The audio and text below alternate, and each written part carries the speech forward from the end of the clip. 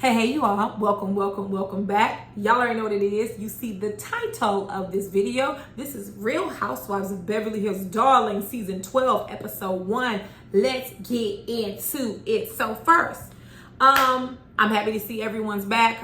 I was going to say with the exception of Dorit, but I'm not going to give her too much hell because of what she went through in this first episode. Happy that they are adding on a new cast member. I think her name is Diana Jenkins. Never heard of her, but you know, we're gonna welcome her to the show. Also very excited for my girl Cherie Zampino, aka Will Smith's ex-wife, aka former castmate of Hollywood Exes. If you did not watch that show, I don't know if it's on Hulu, I don't know if it's on Amazon Fire Stick, I don't know if it's on YouTube TV, but if you can find it, let your girl know, because at that time, that was one of the most brilliant pieces of reality TV. Just chef's kiss, loved it. So if she performs on Beverly Hills in even just the slightest bit the same manner that she did on Hollywood Exes, baby, I am here for it. Now, you all know that last season I was a big fan of Crystal, but honey, I am hearing that she gets into a tussle with Garcelle. And ma'am, Crystal, come a little bit closer. Listen here, a lot of Black women and Black men are watching Beverly Hills because of Garcelle. Not all, because I used to watch Beverly Hills for quite a few seasons, and then I tuned out, and then I started watching it with the Denise Richards fallout, right? But there's a new audience of people, and they are watching. So Crystal, if you thought you had it bad on social media last year, I'm gonna tell you now, this better not be an unwarranted attack against our Queen Garcelle, because we will not stand for it. No, we will not. But anyways, let's go ahead and go through a few things. I won't mention everything because the main focus was the home invasion. So let's just go ahead and run through things quickly. So first, we see a little intro update with everyone. And let me tell you something. One thing about that Kyle, she is going to be consistent. Every single episode and every second on every episode, she is going to remind us that she is the aunt of the fabulous Paris Hilton, darling. And she did it this episode, honey. Couldn't even open it up without her saying Hilton. Hilton, I'm related to the Hiltons. But baby, you know you ain't shit when your two sisters don't even talk to you. So we'll talk about that later on down the road when we see Kathy come on the show. But Paris's invitations were very beautiful, very ornate, very ostentatious, very expensive. I loved it. Tiffany Robbins egg blue is one of my favorite colors, and it was done very tastefully. So shout out to Paris for getting that right. I'm sure her wedding was beautiful. I don't really follow Paris like that, don't really care for her, and we can talk about why later. But beautiful invitations. It probably was a beautiful wedding. So next, we see Erika and Lisa Rinna. Honey, first of all, who is buying Rinna Beauty? Who's keeping the lights on at the Rinna Beauty warehouse? Because baby, it can't be us. Who is it? who are her lipsticks geared towards? What age range? It can't be us, honey. It can't, because I'm not buying them cheap ass lipsticks, especially not from Lisa Rinna, who every time you see her, it looks like the lip gloss or lipstick is just running and melting down her lips. Oh no. If that is her lipstick, no ma'am. I don't know if you all remember when Giselle from Potomac came out with Every Hue Beauty, you could tell when her team was like, okay, let's use Every Hue. She would be orange.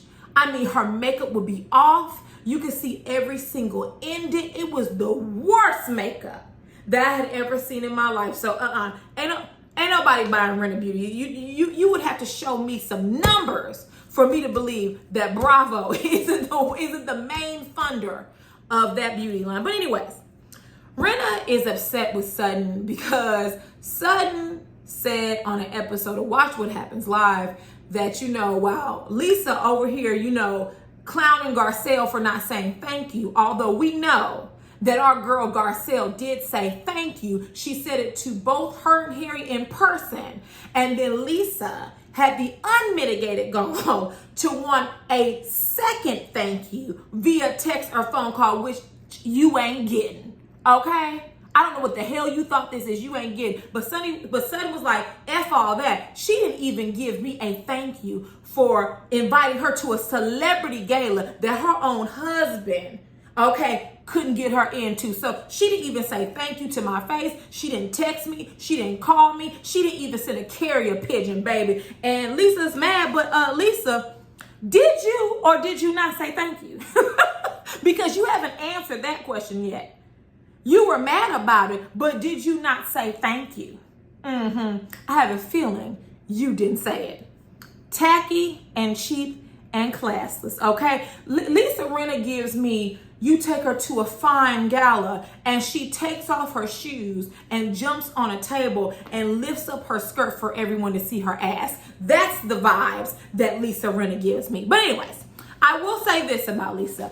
I loved her initial interview look. She looks far better. She looks beautiful. Well, not beautiful, that's a stretch. She looks really nice with longer, heavier brown hair. That's the look she needs to keep, because this bucket hairstyle that, you know, just sweeps up, she's been wearing that for years. I used to watch her on the TV show Merge when I was in college. I've been out of college for years. Baby, how long that's been? Wait a minute, that was, when did I graduate? Oh yeah, well over 10 years ago.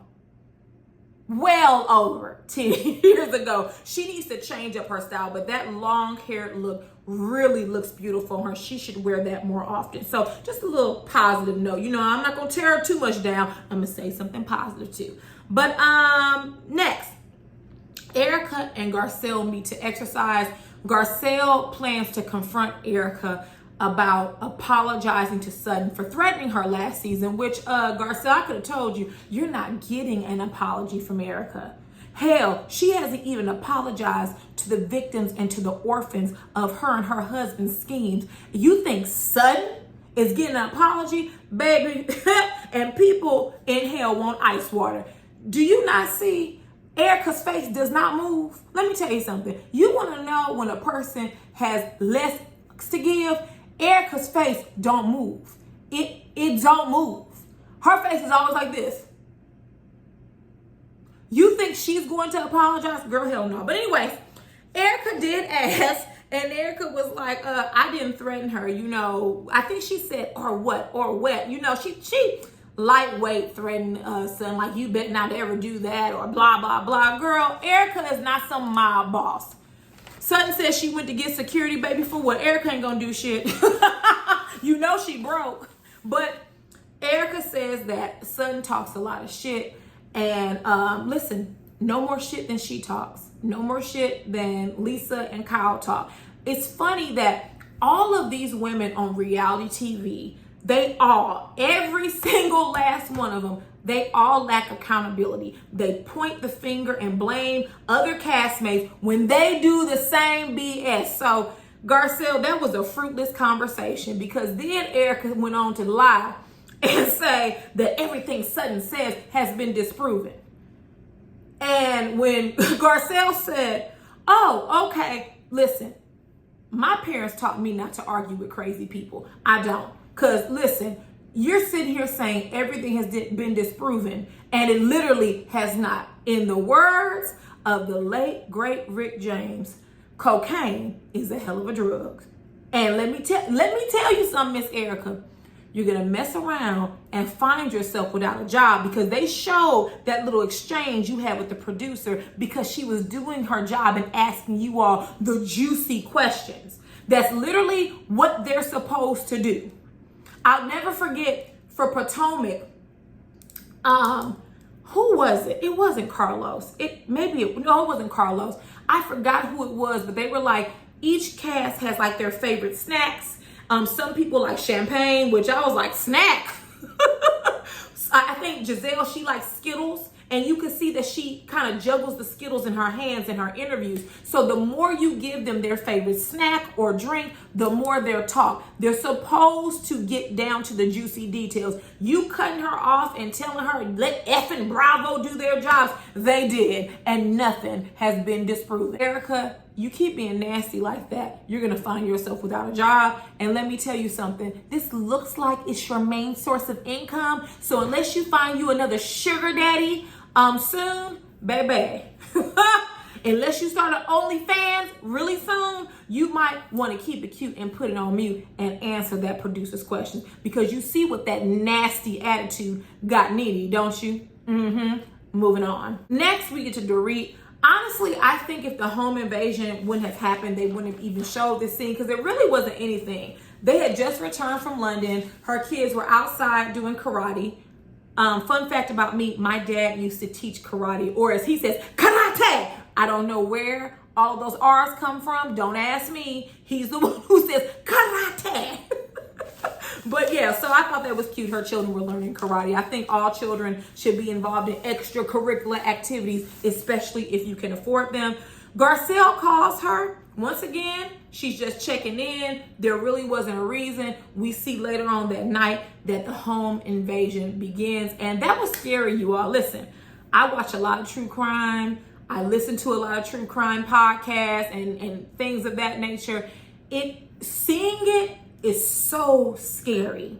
And what's even scarier is I think Dorit said that, you know, she didn't set the alarm because the kids usually run around the house and she didn't want the alarm to go off. But I thought you could set your alarms to like an internal mode or whatever they want to call it, to where you can move around, but if someone tries to get in from the outside, it's a problem. So I don't know about that. I know that some are saying that they think this is a storyline and this was fake.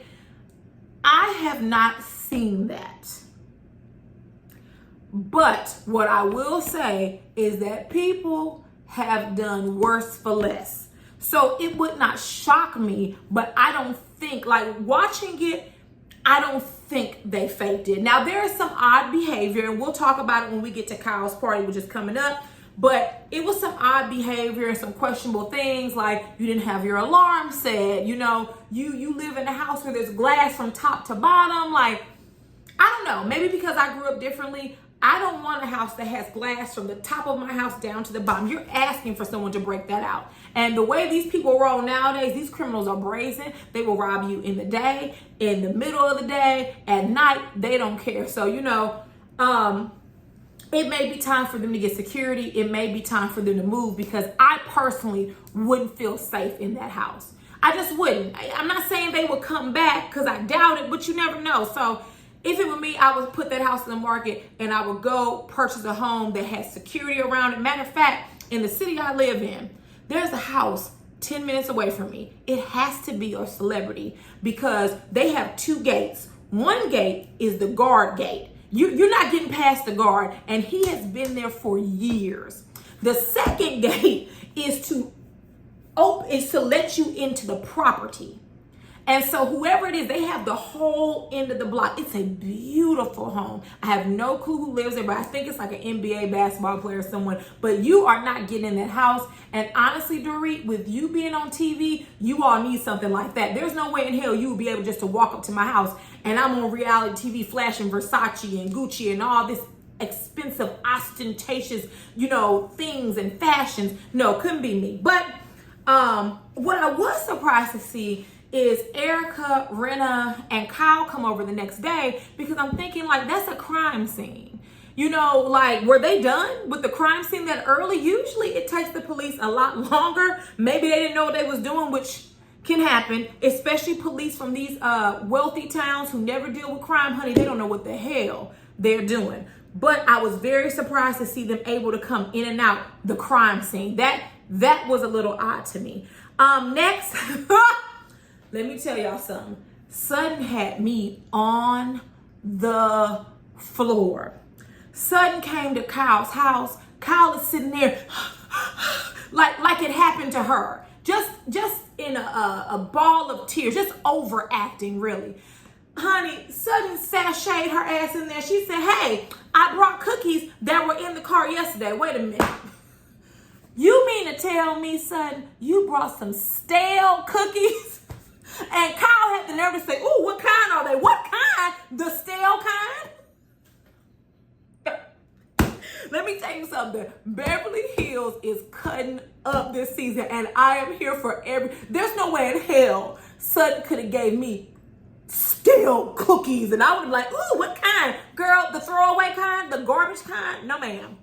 So Kyle starts talking about Dorit, and she's squeezing out tears. Just, and Sutton said, well, you know what, hell, listen. You know, that situation is very weird. I think it's just one of those days because, baby, I've been having fires. I've been having to put out fires all day. Let me tell you something. Sutton said to hell with what Dorit got going on. She said, I got real issues. I'm trying to fly out a designer from Paris, and I'm dealing with immigration. I said, ooh, Sutton, let me tell you something.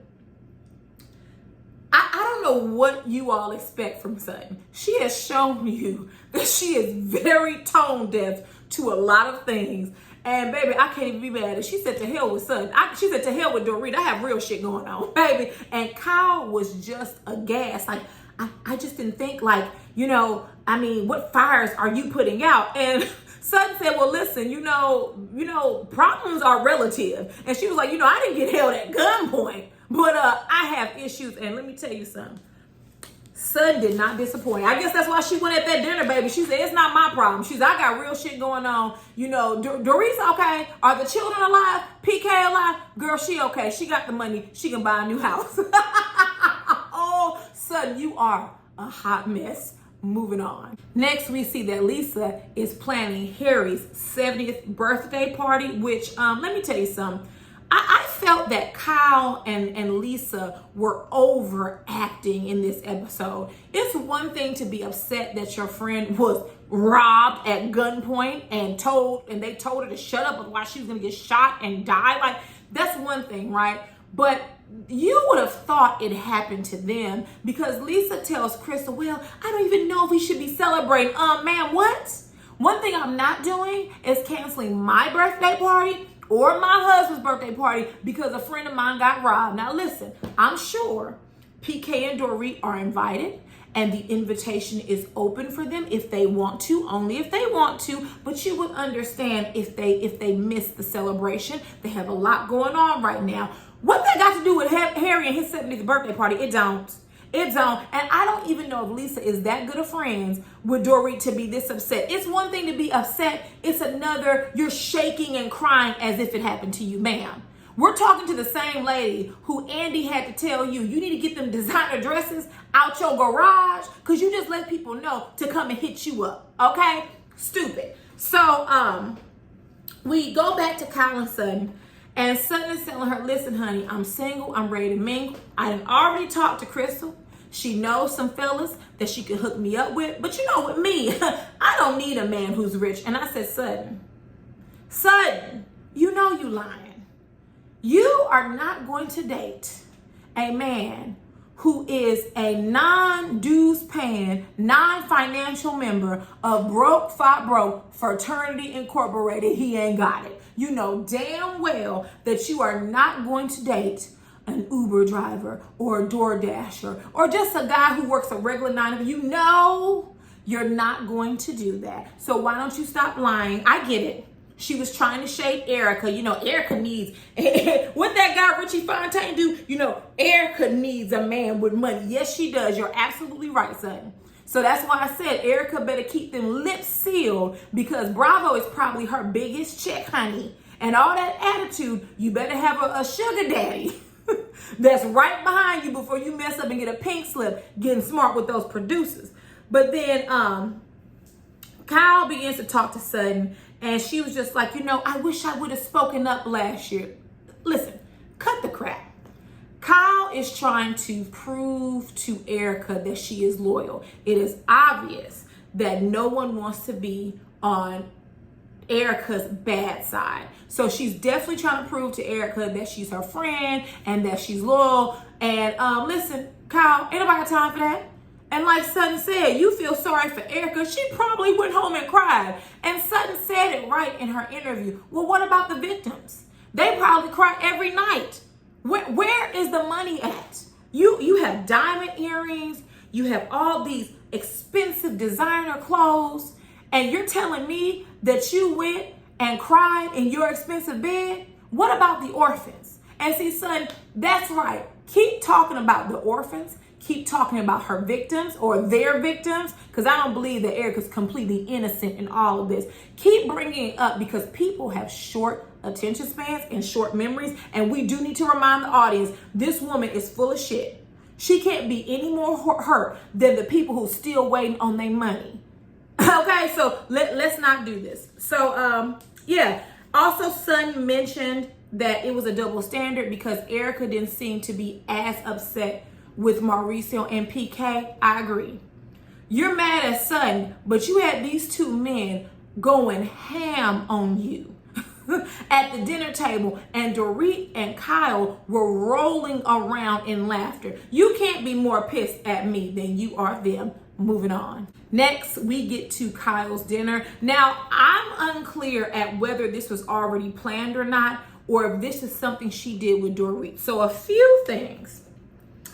One, Mauricio is a gentleman, but in my opinion, he did not owe Erika an apology. He's a gentleman, so he gave it to her. He kissed her hand. Baby, you should have went and cleaned your lips with alcohol, Maurice. You don't know where them nasty ass hands of hers has been knowing her. You know she need a paycheck, so honey, you don't know what she doing when she's off the clock at Bravo. But he apologized. I wouldn't have.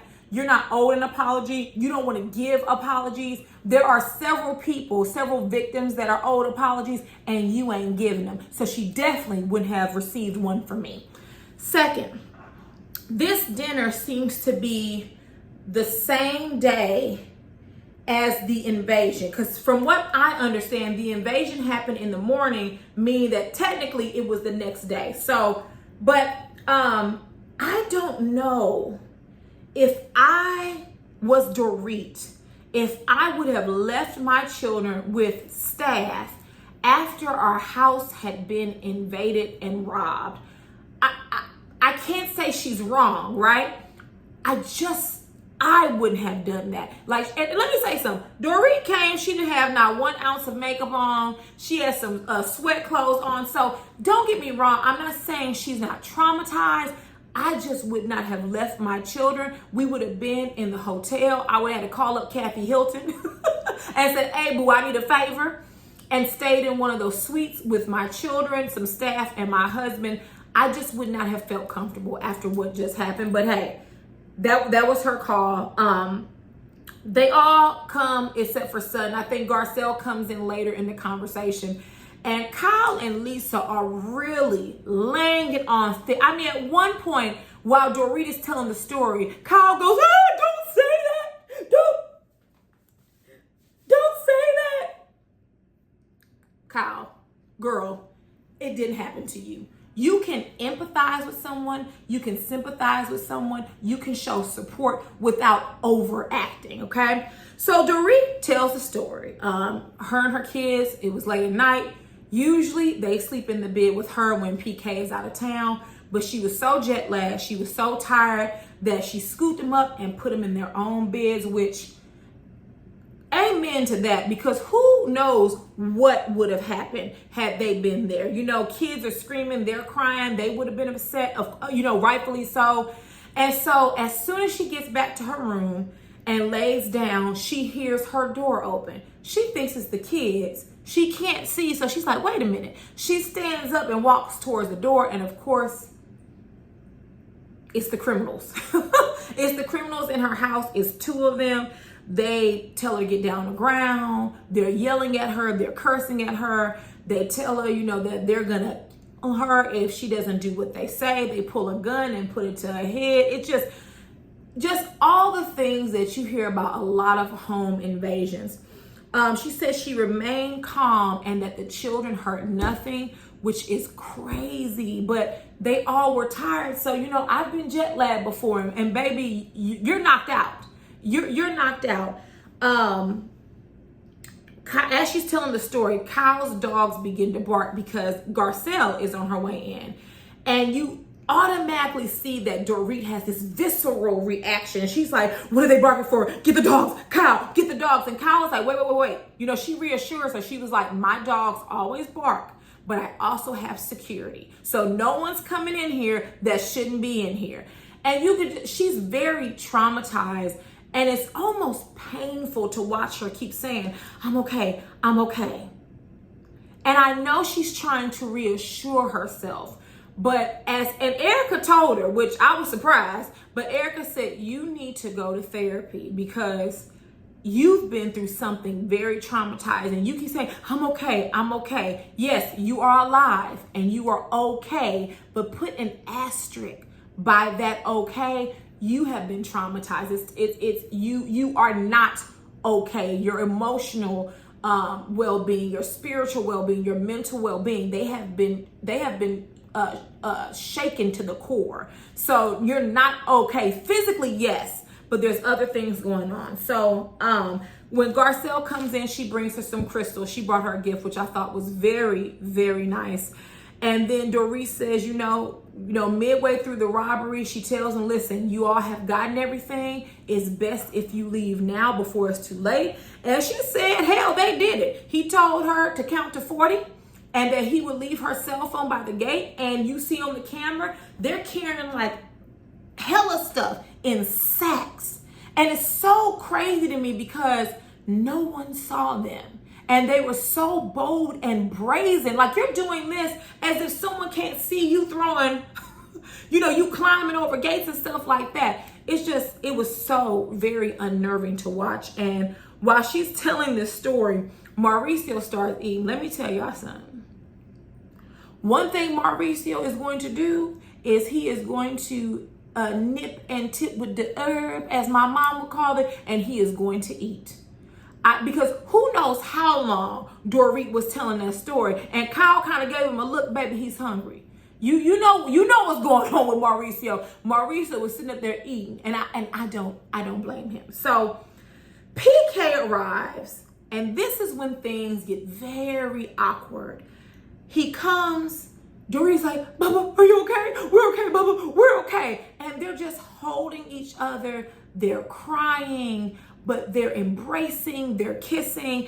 And at one point, after he comes into the door, they go into like the family area, or I don't know if that's a living room. I don't know what rich people call it. They were in one of the many relaxing rooms in their in Kyle's house.